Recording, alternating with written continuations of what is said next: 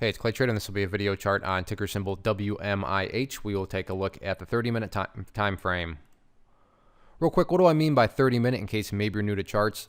Instead of each one of these candlesticks here representing 1 day's worth of time, which is what you would normally see, each one represents 30 minutes. So while this may look like several days worth of time right there, it's actually just today's price action broken down into 30-minute time slices. I like to this time frame. I think it does a good job of telling the quote-unquote story of the price. And in this situation makes mapping out a logical question quite straightforward. And the question revolves around the fact that, again, each of these is 30 minutes. During this 30-minute session, there's no doubt about it, things got really nasty. But then from there, the price has since been bouncing.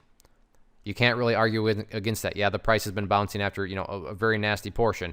But that brings up the question, but is there any sort of true power behind this bounce? Is there any sort of genuine strength, or is this just some sort of fake bounce, dead cat bounce?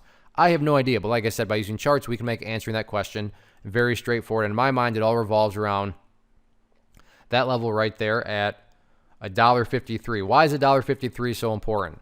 Well, hopefully we can all agree on the logic that price movement with true strength, with genuine power, the price is going to progress forward. The price is not going to go back to where it was. I'm assuming you're saying, hey, thanks, Captain Obvious. Of course, if a price movement is truly strong, it's not going to go back to where it was. So with that in mind, think about $1.53. Any sort of closes below that, or worse yet, if the price separates to the downside, what is that doing to the price? That's putting the price right back to within this range where it was during, that nasty period there. And again, going back, not a sign of true strength. But let's say the price heads down here.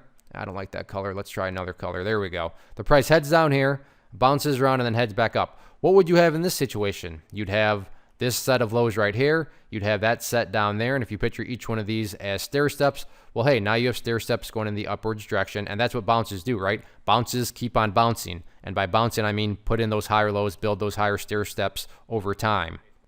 Now, what about levels of resistance? If this bounce is going to continue to bounce, if the price is going to continue to progress upwards, where are some of these battlegrounds at? First key one right here at $1.75.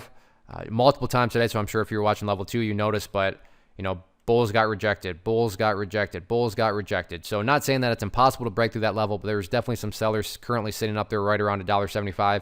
If the price can push through $1.75, then the next level of resistance to keep an eye on is going to be that purple line up there, which is the 50-period simple moving average. Keyword there being moving, so as time goes by, this line is going to move its way downwards and get more and more relevant. But before you even talk about doing battle with that moving average, first key level, like I said, right there at $1.75. So an interesting setup. There's no doubt about it. The price is definitely bouncing and making some progress back upwards. Now it's just really a matter of can the bulls continue to bounce and build those higher bases. One of the most popular questions I get is, hey, Clay, how do you find the stocks that you trade? So what I've done is put together this free resource guide where I talk about the tools that I use to locate stocks that I find interesting and think may have potential. So if that sounds like something that could add value to you as a trader, then by all means, click right there to get access to the guide. The guide itself is very short and to the point. And like I say, it is free. Thanks for watching. Have a good one.